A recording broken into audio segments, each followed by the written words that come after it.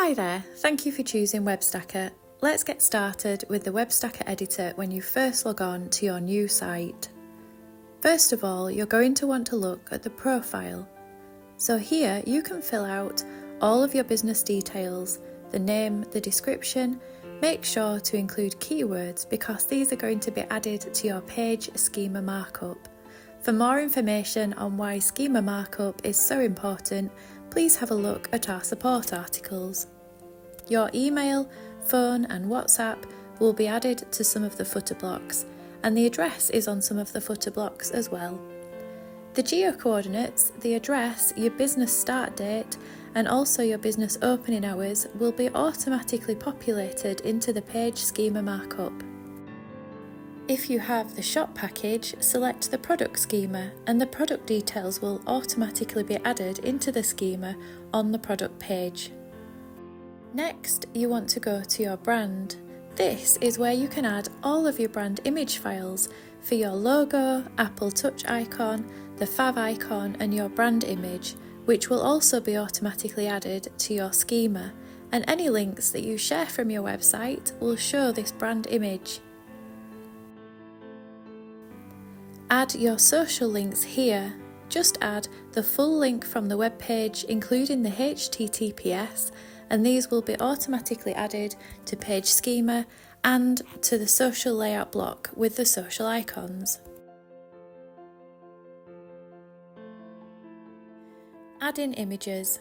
It's important to include your keywords naturally in the image file name and the image alt description.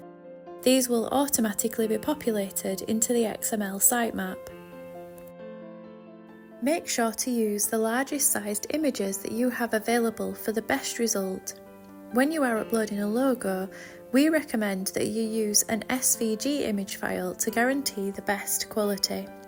As you can see, all images are being automatically optimized for page speed and different screen sizes. Now let's start designing the website. Here you can add layout blocks. You can select as many as you like. I'm just going to select a split header, some of the content blocks. Let's also select the social layout block and one of the footers. I'm going to use this one with the logo. The blocks will automatically be populated with some placeholder images and text. These are all fully editable. I want the light logo on the navigation bar. Let's change the image in the header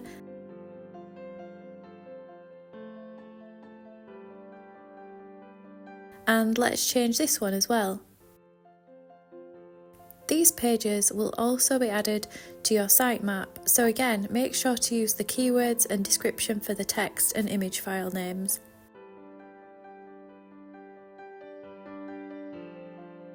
I'm going to add my text into the content blocks. All of this text is fully editable. Let's change the block colour. You can change the background colour, the text colour and the icon colours on all of the blocks.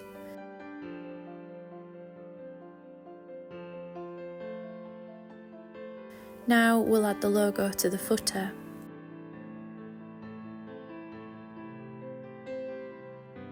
You can also edit the footer links and the navigation bar links just by clicking on the edit button on the block. You can click on the tab that appears when you hover to add a new block in a specific place. I'm adding the logo block. Click Save. I'm using the dark logo. When you want to reorder the blocks, click here and then you can move the blocks into a new order. Click Save and then that will rearrange the blocks. I'm adding a divider block and changing the colour.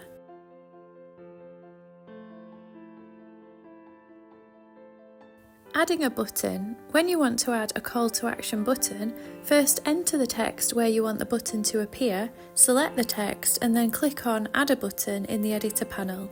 To enter the target for the button or link, click the drop-down arrow to select from any existing page on your website, or you can add a custom link to any other web page.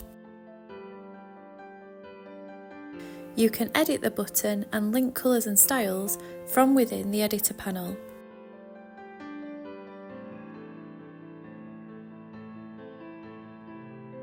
Adding a link is the same as adding a button. First, select the text you want to use, then click Add a link in the editor panel.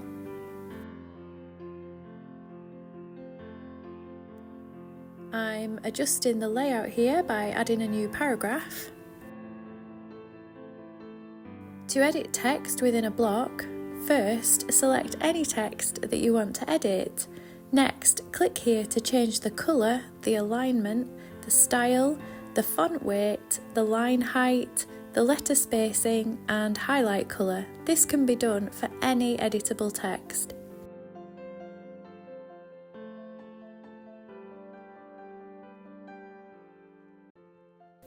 To save a change, click Update. To cancel a change, click the X.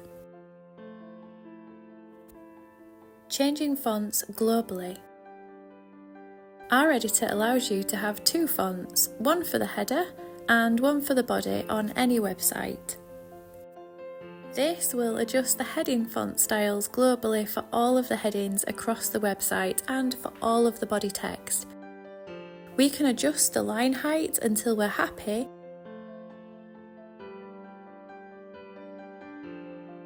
and the text alignment can be changed. I prefer it left justified.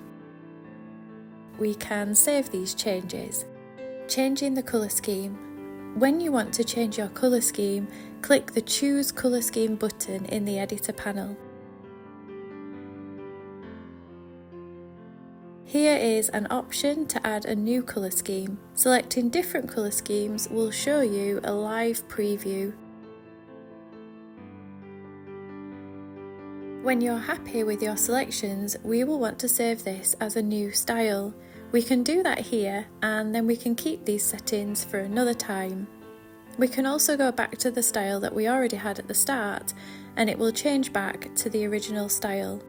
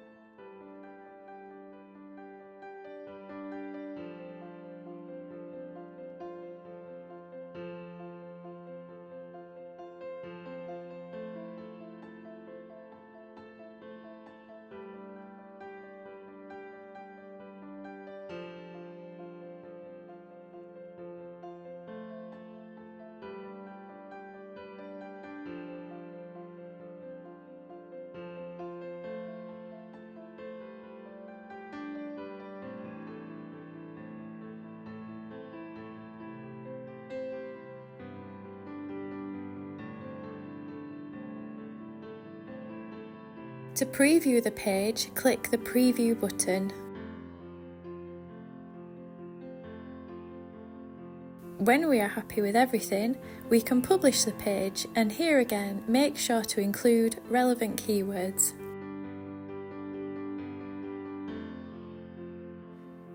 Notice that even when the site is offline but you're logged in, you can still view the actual live page which has been generated.